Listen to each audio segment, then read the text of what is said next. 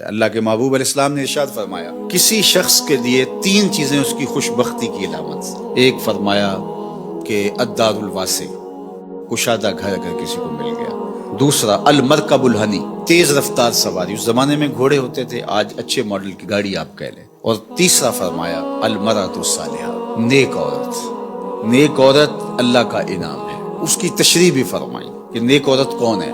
فرمایا جب تم اسے حکم دو تو وہ بجا لائے، اور جب تم اسے دیکھو تو تم خوش ہو جاؤ. تو یہ نیک عورت کی علامت بیان فرمائی. تو نیک عورت آنے والی نسلوں کی ضامنہ بنتی ہے.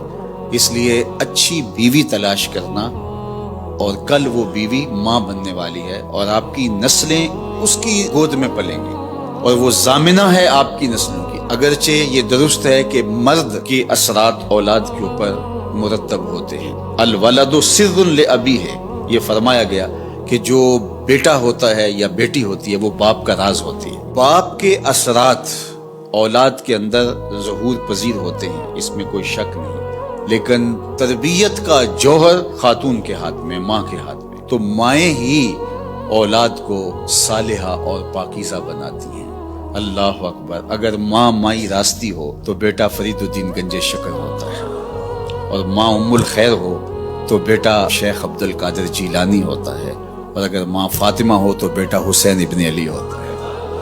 اس لیے جو نکاح کا معیار اسلام نے دیا ہے، اللہ کے محبوب علیہ السلام نے ارشاد فرمایا عورت سے نکاح 4 وجہ سے کیا جاتا ہے. یعنی کوئی بھی کسی سے نکاح کرتا ہے تو اس کے جو دواعی ہیں، جو محرکات ہیں، وہ 4 ہیں. سب سے پہلا فرمایا لمالہا، عمومی طور پہ یہ لوگوں کے رویے ہیں جو حضور نے بیان فرمایا. مال کی وجہ سے لوگ کسی سے نکاح کا رشتہ جوڑتے ہیں. دوسرا فرمایا لحسبہا، کسی کے حسب و نسب کی وجہ سے، خاندانی وجاہت کی وجہ سے رشتہ جوڑا جاتا ہے. تیسری بات فرمائی ولجمالہا، کسی کی خوبصورتی کی وجہ سے رشتہ جوڑا جاتا ہے. اور پھر آقا کریم علیہ السلام نے چوتھا فرمایا لدینہا، کسی کے دین کی وجہ سے اس کے ساتھ رشتہ جوڑا جاتا ہے. پھر آقا کریم نے فرمایا کہ تم اپنے غلاموں کو تلقین فرمائی کہ تم نکاح کرتے ہوئے دین دیکھا کرو.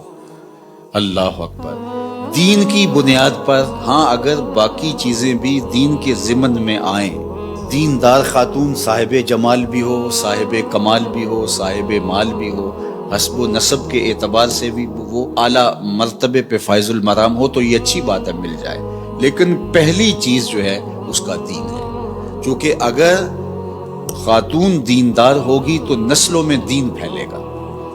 اس لیے نسلوں میں دین کی ترویج یہ مقصود ہے مسلمان کا. ایک بہت بڑا شاعر ہوا ہے ابو الاسود الدؤلی. اس نے ایک دن اپنی اولاد سے مخاطبت کرتے ہوئے کہا کہ میں تمہارے اوپر تمہارے پیدا ہونے سے پہلے بھی احسانات کیے ہیں، اور تمہارے پیدا ہونے کے بعد بھی بڑے احسانات کیے ہیں. تو بچوں نے کہا کہ پیدا ہونے کے بعد کے احسانات تو سمجھ میں آتے ہیں، آپ نے ہمارے لیے ہمارے پیدا ہونے سے پہلے کیا احسان کیا ہے؟ تو ابو الاسود الدؤلی کہنے لگا کہ میں ایک شاعر تھا، اور شاعر کی طبع میں حسن پسندی ہوتی ہے. میں جب اپنی شادی کے مرحلے میں پہنچا اور نکاح کرنے کا میں نے سوچا، تو ظاہر ہے میری ترجیح تو یہی تھی کہ میں کوئی خوبصورت عورت تلاش کروں.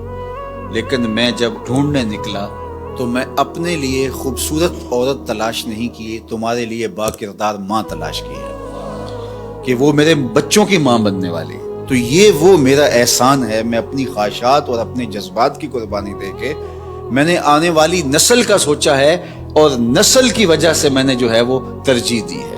چونکہ ماؤں پہ موقوف ہے اچھی نسلوں کی نشأت بھی، نہضت بھی اور تربیت بھی.